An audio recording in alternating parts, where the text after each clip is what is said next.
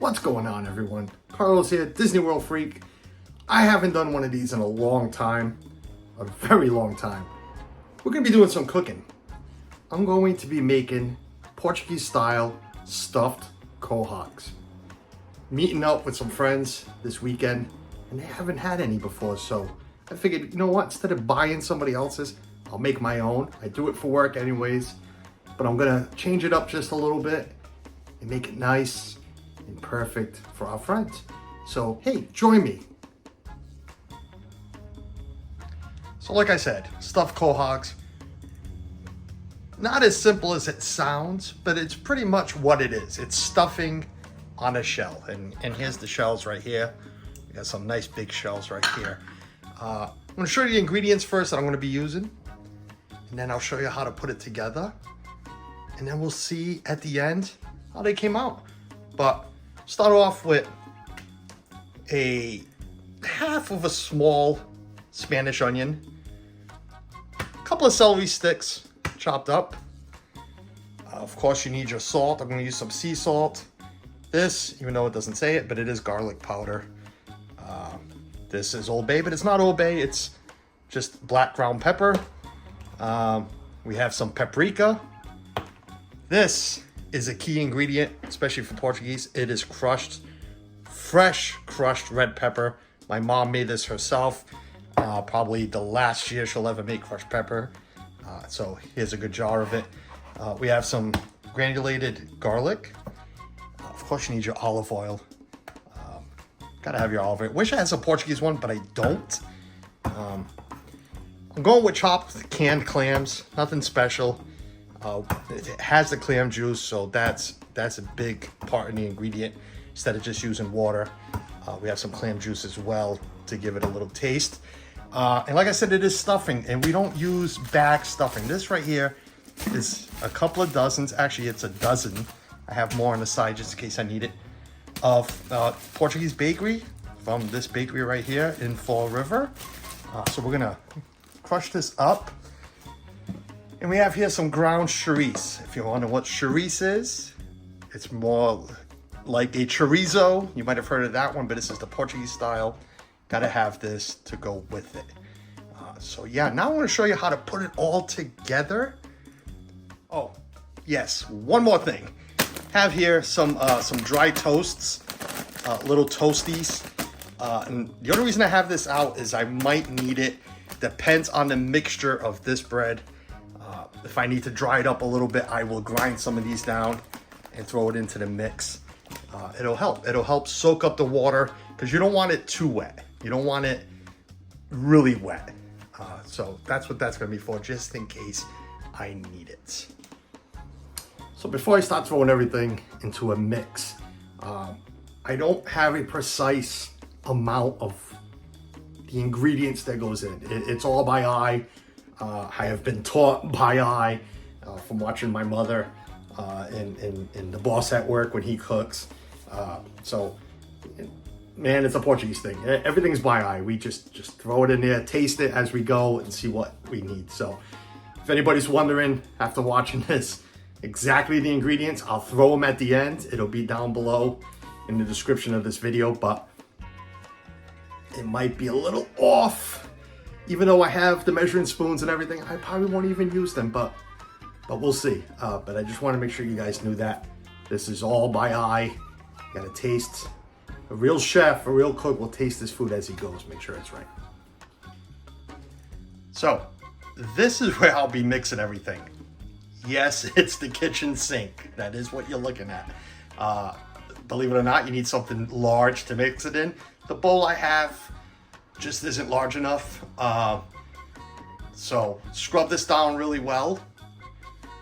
I highly recommend it. I'm telling you, it's fine. As long as you wash it down, you're good to go. Mix everything in here. And it gives you a lot of elbow space too to mix it. So I've gone ahead and thrown that Portuguese bread we were talking about into the sink. I've broken it up into pieces just to make it easier to soak up some of the water. Instead of having it in a hole, it'll chop up a little or grind up a little easier. You don't want it you want to keep it a little bready. So we're gonna turn some cold water on. Soak this up. I'm gonna use the sprayer just to move it along. I'm gonna try to judge this by eye because, again, we don't do anything by measurement here. But I can usually tell when it's a good soakness to it. I'm ready to break up. You can always add a little bit more of water. It's easier to add water than what it is to add bread. So there's plenty of water in there. Let it soak down. Let the bread soak it up. Break it up. And before anybody does ask, yes, I did wash my hands. I know I'm not using gloves, but I am home.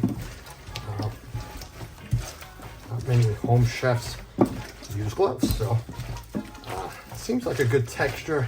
Maybe a little wet, a little too wet, but we'll definitely see after we add the ingredients into it. So again, you don't want it fine, but you don't want it pasty either. This is pasty, so we're definitely, I used all 3 bags, so we're definitely going to be using some of that dry toast that I was talking about. You could also use breadcrumbs, which I do have, but I'm thinking the toasts are gonna help it a little more than the breadcrumbs.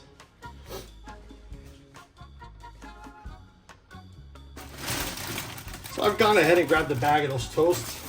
I was gonna use the chopper, but because of this toast, look at, I mean, they just breaks up nicely. You don't want to leave the bigger chunks, but use those muscles of yours and just break some up. There we go. You know what? The other thing you can use too is Ritz crackers. We've used that before. A lot of restaurants out here tend to use Ritz crackers for their stuffing, but not the Portuguese places. They use bread, and a lot of them use too is cornbread with this. I know my mother always did, but I'm not using cornbread with this one. So we're gonna go ahead and mix this all up and give it a better texture. See if we need any more. Yeah, I think we're gonna need a little more. We're gonna need a little more. That's fine. Just grab it and add it. We're just gonna dump. There we go. We'll break that up. And I think after this we'll be good.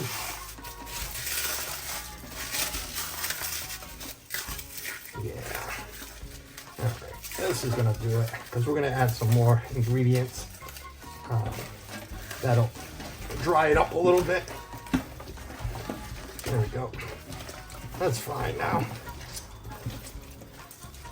I'll break up again. Don't want to leave anything thick. There, that's good. There we go. All right, ready?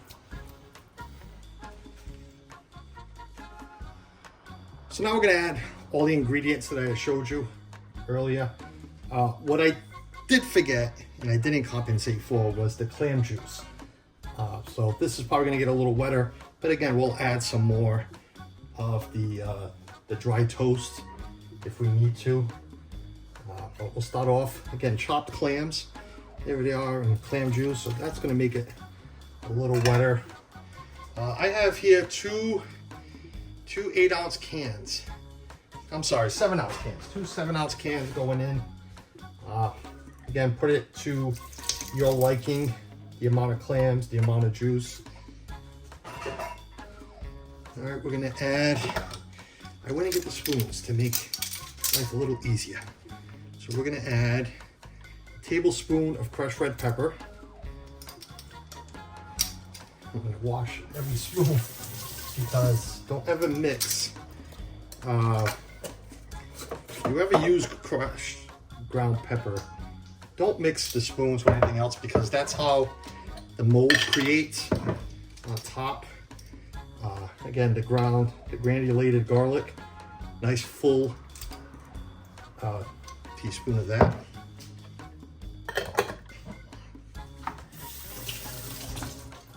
Wash, just rinse every spoon.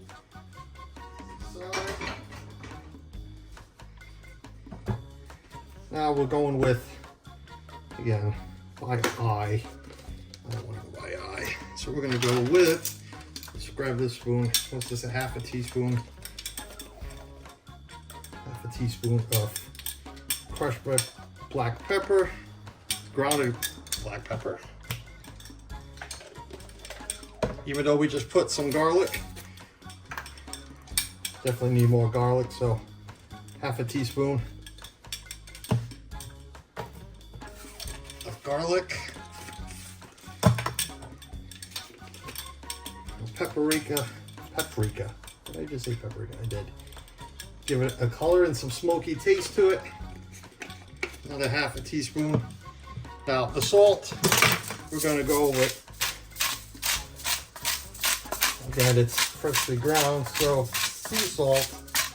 So it's a problem to get an exact measurement, but we'll start off with that. We'll give it a taste.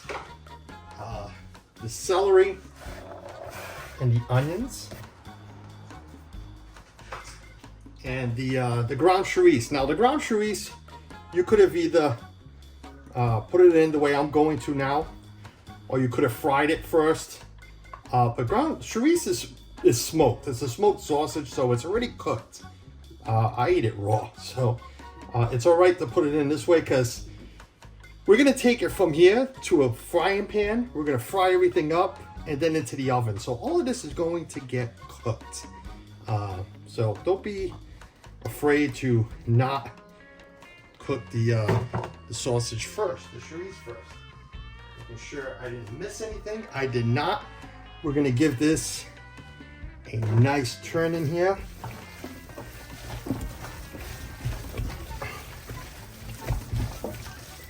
Texture wise, it's not bad. Because again, we're gonna fry it up, so it'll dry this up. So it doesn't look like it's going to need more bread, more toasties. But we'll try it and taste this now. I'm gonna taste it right from here and then just wash my hands because I didn't grab a I didn't grab a spoon. So we're gonna go right from here and taste it. Definitely more salt. Definitely more salt. I'm actually gonna grab the other salt. You can mix salt. Keep using the sea salt, but I have a feeling we're gonna need more of this salt. Again, all by eye. I'm just going until I feel like it needs a little more garlic too. We're gonna go a little more garlic. So I'm gonna recommend then 1 tablespoon of each. Half a spoon just wasn't enough for what I'm mixing here. But every mix is different because, again, it all depends on the bread you use and how much you're making. I'm gonna throw a little more paprika in there, just a little bit, to this mix. We're gonna throw this into a frying pan and fry it up.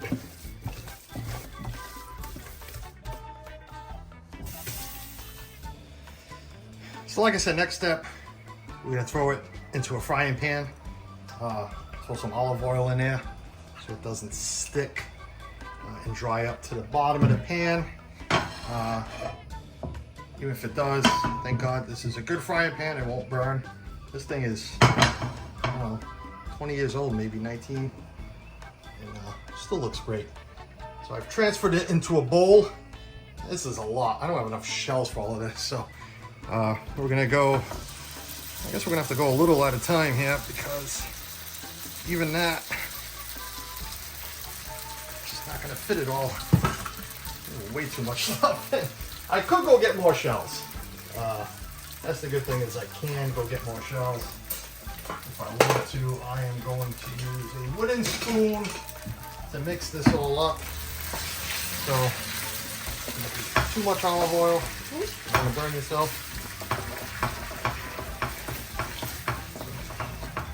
Throw this in here. For a while, we're gonna keep mixing, make sure it doesn't stick too much to the bottom. It's already sticking to the bottom. The idea is just to dry it up and to try to cook some of the vegetables up. A lot of people will just throw it onto a shell and throw it into the oven. I don't recommend that.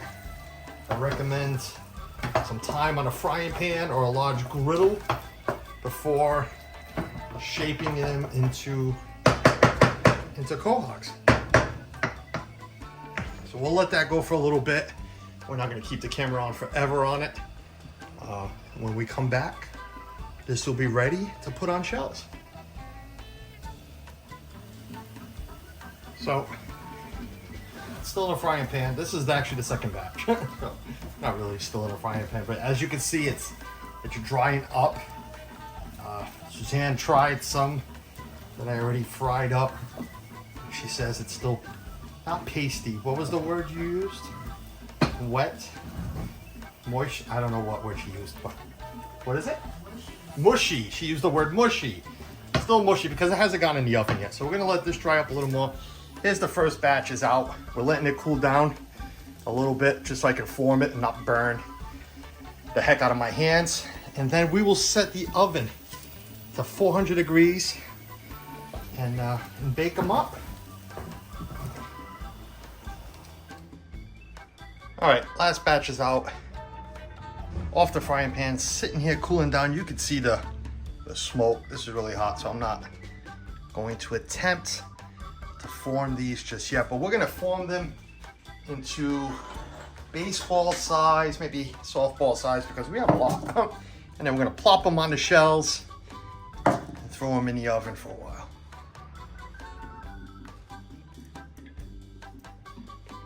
So I think it's cool enough now to play with. Like I said, we're gonna form them. You don't have to form them into balls. I said earlier, baseball, softballs. Just, you know, we're gonna pack them to a good size and stick them on the shells. So we'll, maybe I wish it was cooler enough, but cooler. But yeah, you know, because we have so much, we're gonna make them really good size. They'll bake thoroughly in the oven.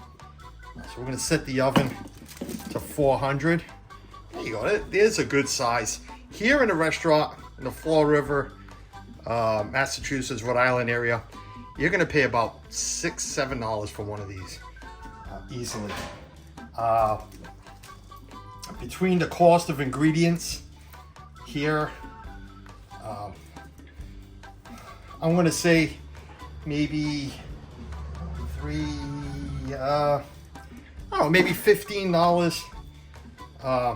$15 to $20 worth of ingredients here. I'm taking a wild guess, I'm going to tell you, because if you know the business I work for, I was, you know, lucky enough to bring some ingredients home from work. So, but I'm going to guess if I had to purchase everything, you're looking close to $20.